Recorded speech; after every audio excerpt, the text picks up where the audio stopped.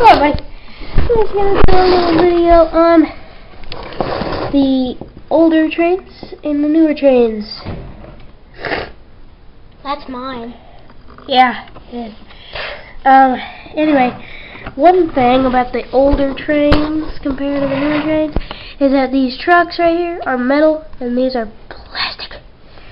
And on some of my trains, they've already busted off, such as that one, and even this one, all around. They've broken off. I think there might be like 2 more or something that have also broken off, but that's alright. Another great thing about the older ones is that this was tougher plastic, which the trucks, I mean, they may have had to change to plastic to make it easy off, maybe, or something, but this, they could have stayed with harder plastic. On most of mine, it has broken off, such as maybe this one, busted off,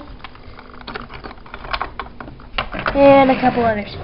Anyway, but one improvement they've made from the older ones, which this one can set a good example, is that, as you can see on this one's little cheek number, as I like to call it, it's just nailed on and it twists, spins around and stuff. And nowadays, they make them actually part of that train, so it makes it a little better, kinda. This one just doesn't have a number written on it, which is really stupid. But most of them have a number written on it. I think. Some of them have metal weights, and some of them, let me find one with a good example. Well, as you can see on this one, it's just plastic holding it up there, which that might have been better in shaping, but not exactly that much. But in the older ones, they were metal. And one totally weird thing about it is that it's a magnet. Something that is a magnet. So I won't set a good example. We're gonna find a magnet real quick. Okay, we found a little piece of metal. This little ball in here is actually plastic, but the thing holding the ball is metal. So it was a magnet. Say it's a, hold on. It's a magnet, which I don't understand why. I mean, what happens if it gets magnetic to the track, or maybe it shorts out the track because of its magnetic? I don't know. It's just weird. Hey, wait. But it was metal, so yeah. This is an actual magnet, though. This is just a piece of metal. So obviously this is a magnet. It just sticks. See if it sticks to the track. It does. I can see it is trying to grab. It's just too heavy. It's weird though. But it's weird. Anyway, the whole train was actually a little bit tougher plastic. One thing though is either is the deal really rough with, or they didn't put the tough plastic here, but it's broken here. So either somebody's really rough with it, or it was weak plastic there. Anyway,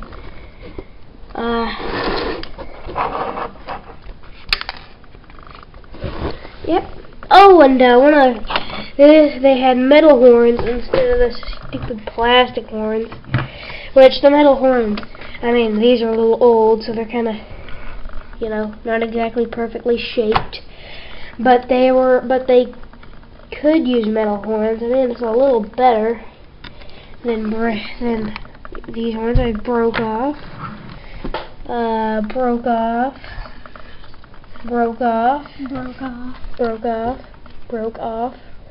So this one was a complete and total on purpose, kinda.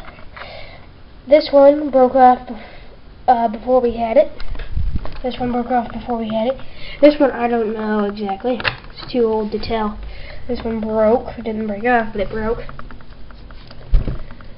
Anyway, but I'm not saying that the olden days were better. I'm just saying that I wish a few things would have been, they would have kept on the older trains. Like, the metal trucks would have been a little better than these ones that break off, because, well, metal trucks that break off are a real bummer, because, you know, they look super ugly without them. Especially TYCOs. They broke off super easy. You know, they're held on right here, and then they just break off whenever you try to work on them. You know, that's what I hate about TYCO.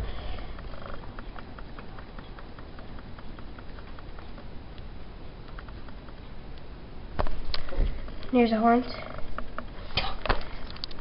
And here's how strong the horns are.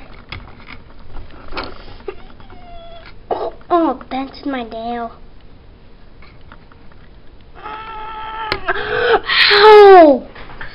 Yeah, they don't come off obviously. These you can do the same thing, and I'm just gonna barely move it, and it's denting. As you can see, it comes up. That's really stupid. So you can just come off. These actually aren't meant to come off. See? Well, it takes a little while. Anyway, but yeah, those are meant to come off so you can paint it or something. Anyway, TYCO makes yellow ones. This is a TYCO as well. Don't have the bottom to prove it because the weight fell out. But it's a TYCO and that's a TYCO. So yeah. Anyway. So yeah. Oh, and I'd like to thank Weston for letting me use his Southern Pacific engine. Thanks, Wes. Oh yeah. And check out his channel, Best Productionsable. So see ya.